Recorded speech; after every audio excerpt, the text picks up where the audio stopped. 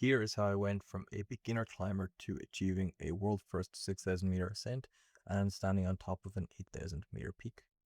The first big mountain that I climbed was Mount Olympus in Greece, 2,819 meters tall in 2018. When I was 18, I did this peak on whim while interrailing around Europe with some friends. I was totally underprepared, but I had so much fun doing it. The climb involves a 16-ish kilometer hike from sea level to the first hut, then a couple hours to the second hut, and starting point for the summit push. The second day we went for the summit during the daytime rather than an alpine style ascent in the night, and while I didn't reach the true summit point, getting to the lower summit called, if I remember correctly, mytikas, which is a full summit, was enough to catch the bug for bigger peaks. Mount Olympus was super cheap, doable in almost any clothing, and a lot of weather conditions during summer, and overall a really beautiful climb. I would recommend lots of water, decent shoes for scrambling, and large boots with good support and dexterity. In 2019, I had been working full-time for over a year after dropping out of university, and I decided to go for something to really push the altitude and see where my fitness could get me and see if I could push my limits. I went for Mount Kilimanjaro in winter, and the whole experience was fantastic. I did the 7-day Lemosho route so that I wasn't trying to go up in altitude too quickly, and I reached the summit of Kilimanjaro on December 26th with a really cool guide called Noel, whose birthday was the day before on Christmas. Good name.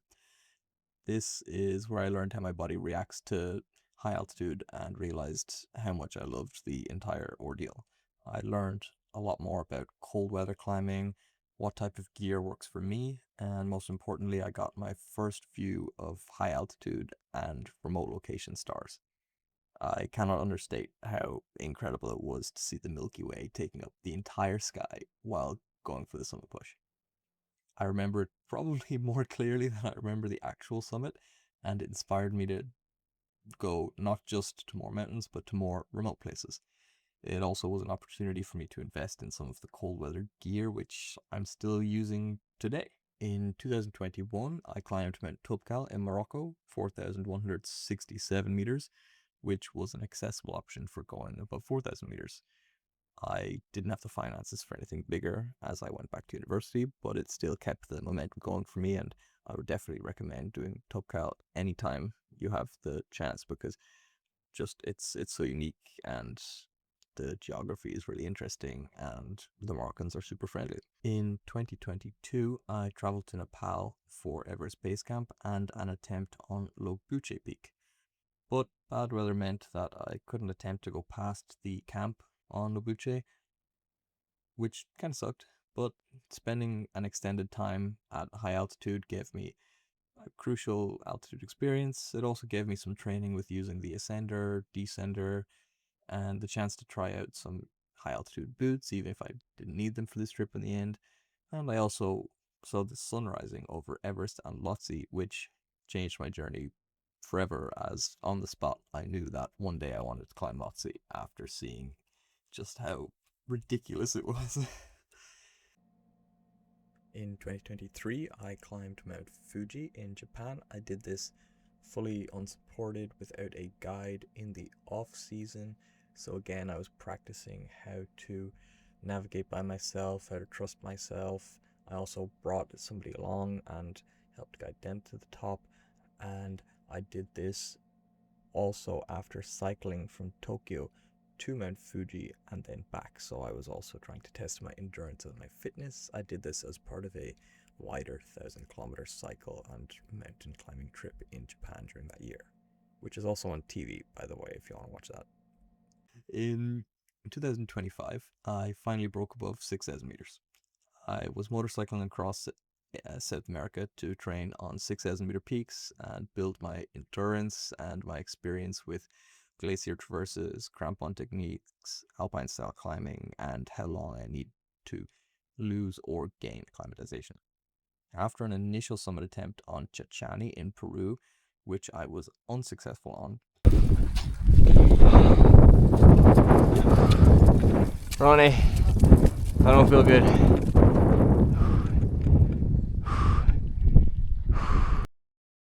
I was initially deterred after my second attempt to go over 6,000 meters had failed.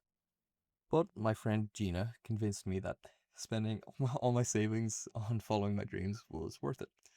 A few weeks later, I reached the 6,018-meter summit of Mount San Francisco on the Argentina and Chile border. From there, I tackled Ojos del Salado, 6,893 meters, the world's highest volcano, on the same expedition. This tested my endurance massively with a 15-hour summit day. We camped at 4,300 meters for over 2 weeks and practiced glacier traverses, and there was a small technical mixed rock and ice climb near the top. Going from my first time over 6,000 meters to almost 7,000 meters in like a week just made me want to keep going further. Then I took a couple weeks to relax and drove my bike to Bolivia. In Bolivia, I reached the 6,380-meter summit of Parinacota. This was intended as acclimatization for Sahama, and it taught me how to glissade properly, where you slide down ice or snow with your ice axe as a braking tool.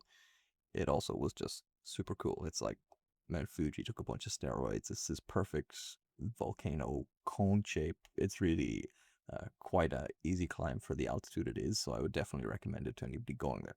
I then tried to climb Sahama, 6,542 meters, the highest mountain in Bolivia, but I had to turn back at high camp due to carrying an excessive amount of gear. I was actually super happy with the experience because overall I learned my lesson, you know. I found out what my limit was, and apparently that it was carrying 25 kg up to 5,750 meters with not enough training, I guess. But finding my limit was a blessing, and it really highlighted my weak spots, which personally were my knees, and that my endurance wasn't as good as I thought it was, and that I needed to work on that and improve that. And it also taught me which gear I needed to replace, which kind of didn't work for me. Like some of the synthetic trousers that I had, which I replaced with a type of down trousers, and just basic stuff like what type of zipper kind of doesn't agree with me. I finished that trip by further kind of refining my high altitude alpine technique on Huayna which is 6,088 meters. This is where I got some more exposure to ridge traverses and navigating crevasses. I ended that trip with the memory of an incredible cloud inversion sunrise. And the most important lesson that I learned on this trip was that gear can fail. My high altitude boots had the zipper break right at the starting point of the summit push, which, is kind of like panic inducing. You're like, what the hell? My zipper just broke and I'm on the mountain. But thankfully, some duct tape kind of allowed me to at least finish the climb. It was not ideal, but it was an easy enough climb, and I was already acclimatized, so it was kind of chill. In 2026, I returned to Nepal to attempt my first 8,000 meter peak and go for a world record. On the Lhotse expedition, I summited Lobuche Peak, 6,119 meters, to acclimatize before tackling Lhotse, 8,516 meters.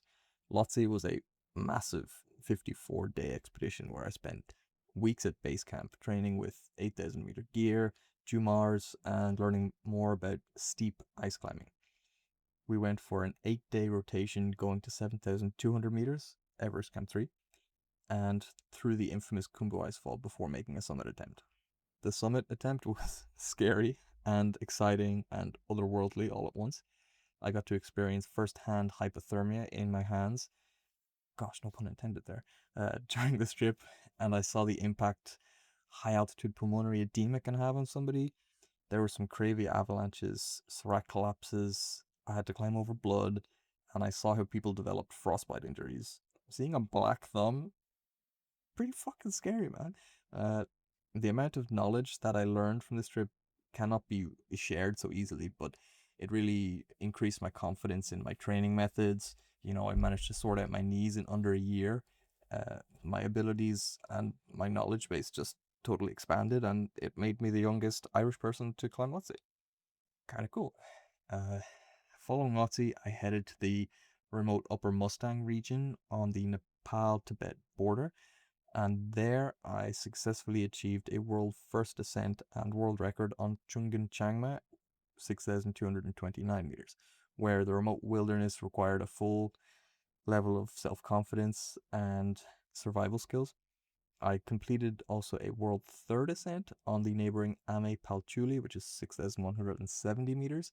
And this expedition was the total opposite of a commercial trip like you would see on Mount Everest. I used real survival skills to be on a small expedition crew, traveling for a total of 9 days in the remote wilderness. I had to plan my own climbing route, help fix ropes, navigate unexplored terrain, and totally rely on myself in case of an emergency. I do aspire to climb more 8,000 meter peaks, definitely the ones which are touted as easier than Lhotse, such as Choyu, Shishapangma, and Manaslu. I would also love to climb Everest from the Tibet side, where there are no queues and better waste management, and what seems like overall a different experience because I've already been to about 8,000 meters on Mount Everest now with climbing Lhotse. And I have a few unclimbed 6,000 meter peaks on my radar. I have also never climbed the 4,000ers in the Alps and so many of the 6,000 meter peaks in South America, like Aconcagua, or who knows, maybe the seven summits and seven volcanic summits, if I could ever make my way to Antarctica.